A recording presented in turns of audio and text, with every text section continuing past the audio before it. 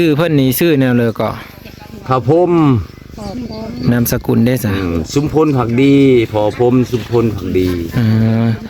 แต่กี้เพิ่นอยู่บ้านนี่อยู่บ้านเหรอบ้านหัวเมืองแกงกอกดอนบักว่าดอนบักบ้านดอนบักปัจจุบันนี้เนาะแม่นอันนี้เพิ่นเปลี่ยนหัวเมืองเพิ่นใส่ดอนบักมีลูกอยู่จักคนผู้เดียวนี่ล่ะโอ้มีแต่พ่อลุงผู้เดียวนี่ข้าผู้เดียวโดยลูกนี่แหละชื่อนั่นเลยก็กอแก้วพ่อกอแก้วพ่อของพ่อลุงกอแก้วนี่ชื่อพ่อพรหมแม่นสุมพลผักดีแม่นแหละพ่อกอแก้วนี่แหละมาเอามีอยู่บ้านตาแล้วแม่นโดยเอาเป็นจะได้กะคันเพิ่นเห็นเนาะหรือว่าหมู่คู่ฮู้จักกะขอให้ติดต่อมาหาเพิ่นเด้อพี่น้องเด้อเพิ่นก็ติดต่อหาพ่อบ่ได้ขาดการติดต่อบัด10ปลายปีพี่น้องแต่เก่าก็ติดต่อกันได้อยู่แต่ว่ามาประมาณ10ปีหลังนี่แหละ10ปลายปีหลังนี่ติดต่อบ่ได้เลยเนาะเป็นจะได้กะฝากกดไลค์กดแชร์ให้เพิ่นฮู้จักให้เพิ่นเห็นนำกันเด้อพี่น้องเด้อ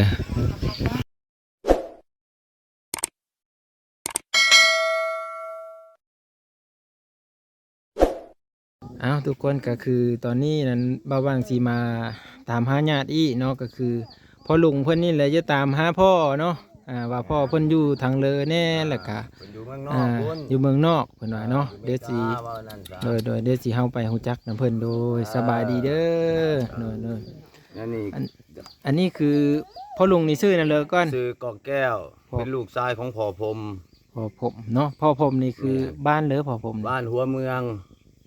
จำพรเมืองจำพรนี่แหละเมืองจำพรแค่โซนนักขี้โดยบ้านหัวเมืองโดยแต่ว่าพ่อลุงนี่มาเอาเมียอยู่มันตาแล้วแม่นเป็นลูกชายเพิ่นมาเมียอยู่พี่โดย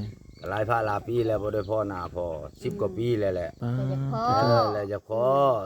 ก็ว่ามีเงินมีทองบอกก็อยากให้มาแล้วมาเยี่ยมมายามในหลายปีแล้วเป็นได้พ่อกะหรือว่าบ่สบายบ่หรือว่าใดๆก็ข่าวบ่ได้ยินเลยลูกเต้ากินฮอด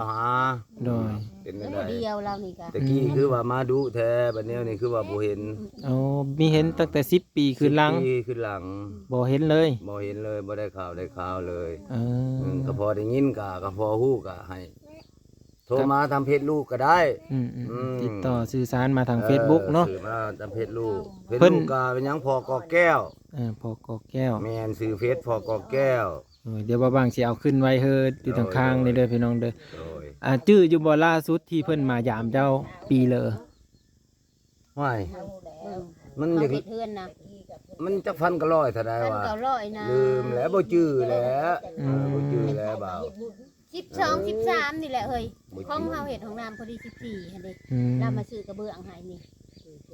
จนเพิ่นได้มายามบ้านแล้วแม่นบ่มาแล้วมาเห็นเดือนนี้ซื้อกระเบื้องให้ซื้อกระเบื้องเฮ็ดเดือนน่ะแต่เราเอาเมียอยู่หัวเมืองนี่เลยละป้าเมียอยู่หัวเมืองบ่บ้านเรานี่แล้วก็เราก็จากไปเลยแล้วก็จ้อยเลยบ่ได้ข่าวเลยแต่ว่า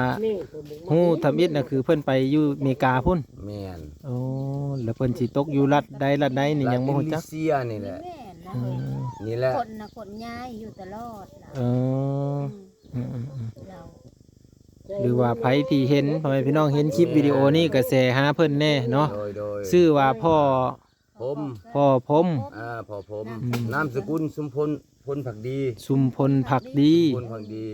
ผมสุมพลผักดีแต่ข่อยบ่ได้ใส่นามสกุลลาวเพราะว่าข่อยมันติดต่อลาวมันยากนี่แหละก็ว่าลาวอยู่ประจำแบบว่าใส่ซ้ำให้แม่ใหญ่ส่งเงินส่งทองบ่ว่าหยังเฮาก็ยังใครแหน่หั่นนะมีหลายปีแล้วโยทางว่าแล้วติดต่อเต้าก็บ่ได้ลูกเต้าก็กินฮอดเนาะคิดถึง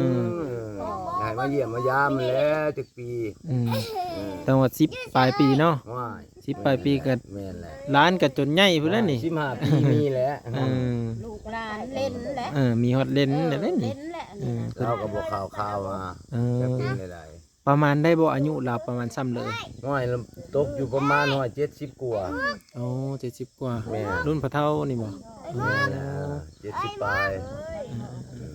คนแต่คนคงโคยคือข่อยเบิ่งข่อยแล้วเบิ่งเจ้านี่คือแบบเดียวเลยลักษณะแบบนี้เลยแบบนี้เลยนี่เด้อพี่น้องเด้อสีหน้าสีตาแบบเดียวไผที่เห็นคลิป หรือว่าเป็นพี่เป็นน้องกันเนาะเห็นผ่านๆกระแสให้เบิ่งแน่บางทีเป็นคนคนเดียวกันก็เป็นได้เด้เนาะ แม่น เฮาคาดบ่ถึงเด้ตัวนี้หั่นเนาะบางทีคนลักษณะแบบพอลุงนี้ก็แชร์ให้เพิ่นเบิ่งบางทีแม่นก็เพิ่นพอสิได้ติดต่อสื่อสารกันโดย เพราะว่าเพิ่นก็คิดฮอดผู้เป็นพ่อนั่นแหละพ่อแม่พี่น้องผู้เดียว โดย นอนแหละลูกก็ลูกผู้เดียวนี่ ลูกผู้เดียวเลย แม่นบ่มีไผบ่มีน้องบ่มีอ้ายหรือเป็นลูกโทนเลย โดยหลายผ้าหลายปีแหละ อ๋อ คิดถึงถูกท้าวหาพ่ออยู่ไส อืม หรือว่าพ่อบ่มีเงินกลับบ่หรือว่าพ่อบ่สบายบ่คือสมอยจอยจิตน่ะนะ อืม ก็บ่เคยพัวพันกันตะกี้ก็แม่นอยู่ดอกอันนี้ก็เคยพัวพันมาเพิ่นก็ช่วยเหลือ อ๋อเพิ่นก็เบิ่งแยงมาตลอดเนาะ แม่นอยู่แต่ตกมาในปี2000เท่าไหร่เอ้ยเราไปนี่ 2012เนาะเราจากไปเลย อันนี้มันก็2026แหละ เพิ่นก็ได้บอกอยู่บ่พ่อลุงว่าค่อยไปก่อนเด้อว่าสิ ก็บอกแล้วเป็นไปล่ากัน อ๋อจนไปส่งไว้นำกันเนาะ เวลาไปหยังนั่นแหละลูกก็พอเนาะ แล้วมาอยู่เก่งกอกอยู่น้ำเมียแล้วฮะ เพื่อนเราแหละหลังเขียวบนลงบัก อ๋อ หลังสุดหมู่ห เจ้า ลังสี ขาย เขียว อยู่ดิ มันก็คล้ายกับบุมีผู้ซื้อนั่นแหละแล้วมอบให้เมียแล้ว อ๋อแต่ว่าเมียก็คือเมียเมื่ออี เมียใหม่โอ้ยเมียเราหลาย อ๋อ เมียเราหลาย บรรลุสายมีเห็นได้แหล่งเนาะ จังว่า ฮักเดียวเจอเดียวเด้ ได้คือพ่อกลัวพ่อบ่จักแหละได้เมียหลาย ต่างประเทศก็เขาว่านะ ก็อยู่ต่างประเทศก็คือว่าแล้วเมียผู้ไทยนี่ก็ย่านบ่ได้ซ้ำ ก็คือเพิ่นตามหาคือแนวนี้แหล้วทุกคนเลยเนาะ น้ำหาแล้วเนาะพ่อ กินนอดแล้ว แม่นมีเห็นตั้งว่า10ปลายปีเนาะ ปลายปี พ่อกับลูกผู้เดียวนี่ ลูกผู้เดียวซ้ำอีก ต่อหากันอยู่บัดเดี๋ยวนี้ผัดบ่ได้ติด แต่กี้ติดต่อนี่คือติดต่อทางเฟซบ่หรือว่าทางเบอร์ บ่มีเฟซได้ติ โทรศัพท์ โทรศัพท์ โทรศัพท์เลขโทรเลย แม่นมือถือ ตะกี้แล้วเอาเมียอยู่สวรรค์เด้ อ๋อ แล้วมาเลยแล้วก็มาแว อืม มาแล้วก็มาชื่อนั่นชื่อนี่ให้เฮ็ดเฮือนหั่นแหละ อืม ไปขาพุ่นแล้วก็บ่เห็นเลย อันเพิ่นไปตั้งประเทศนี่คือไปตั้งแต่เขาเป็นเซิร์กคุณบ่ พูด โอ้ แล้ว ยบ่ว้าวตั้งแต่ได้บ่ เออ พูดแล้ว แล้วพอลุงก็เลยมาเอาเมียอยู่พี่ แล้วเพิ่นก็ยังมายาม พอมาเมียแต่แล้วนี่ปี93 อืม พอเมียแต่แล้วนี่ปี93ก็ห้อยไหลเบิ่ง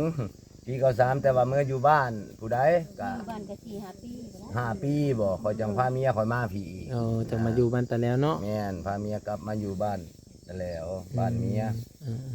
บ้านคอยน้ำบ้านน้ำท่วมเลยเมียก็อยู่ได้อยู่หักพาเมียมาอยู่วันแต่แล้ววันโคกว่าน้ำคือสิบ่ท่วมเจอน้ำมาท่วมแต่นาก็อย่ามากันแน่จะท่วมบ้านว่า ตัวนี้โทมหนาได้ตัวนี้เนาะ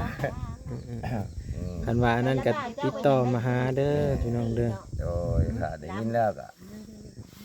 ติด ให้ ต่อ พ่อ สื่อสาร นี่แหละอยากเห็นหน้าพ่อนี่แหละเนาะหลายปีแล้วบ่ได้เห็น โดย มาแล้ววันนี้มาอยู่บ้านแล้ว ว่าพ่ออยู่ดีมีแฮง ติดต่อมานะ ไปกลับมาอีก ต่อหาลูกแน่ลูกขี้นอดขี้ถึงนี่แหละ เออ คันว่าอิหยังก็อยากโทรหานั่นแหละเนาะ โดย เฟซเพิ่นอันได้เสื้อเฟซเบิ่งหาสิเอามาให้เบิ่งเลยเขาว่าจังซั่นก็จังติดต่อมาหาพ่อลุงเพิ่นโดยตรงเลยเห็นนะเพื่อสิได้ติดต่อหาเพิ่นสะดวกสบาย ค พี่ น น้อง หมดบ่จัก เบิ่งเด้อเดี๋ยวบางสิเอาขึ้นได้เบิ่งเด้อพี่น้องเด้อ เจ้าคนของเราก็คนบ่เป็นน่ะสิซื้อเฟซคอยพอกอแก้วดอก มี แล้ ได้ วเจ กิน ม ข้าวกินโลกนี่ แล้วเจมเพิ่นเอาขึ้นพอกอแก้ว นี่เด้อ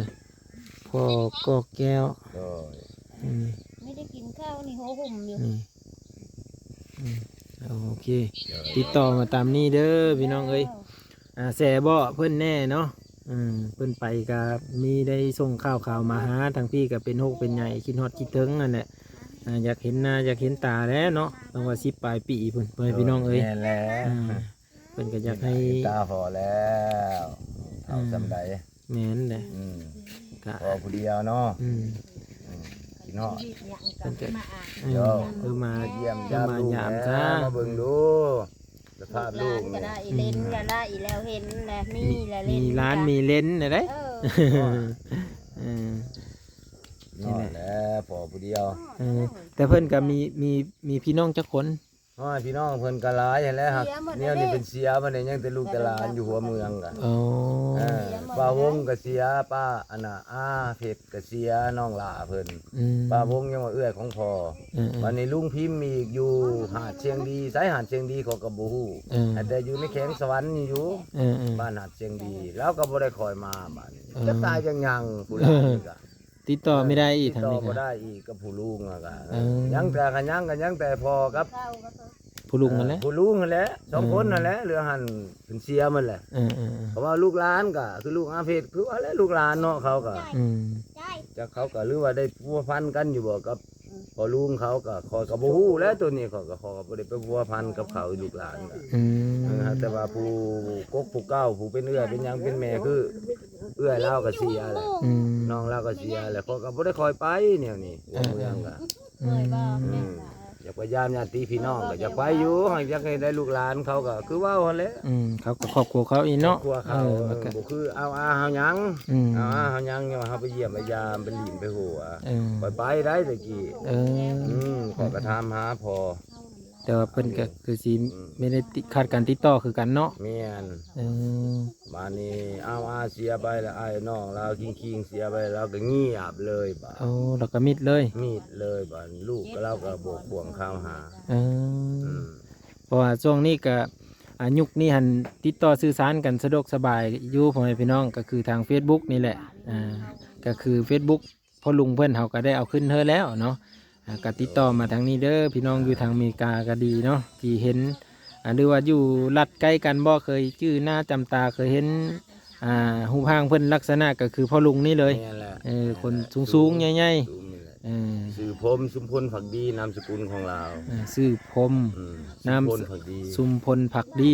โอ้ยเอาไปจะได้กับติดต่อมาเด้อพี่น้องเด้อเนาะส่งข่าวหากันแน่เพิ่นติดต่อหาพ่อตามหาเนาะอยากเห็นอยากมีการติดต่อสื่อสารกันเนาะ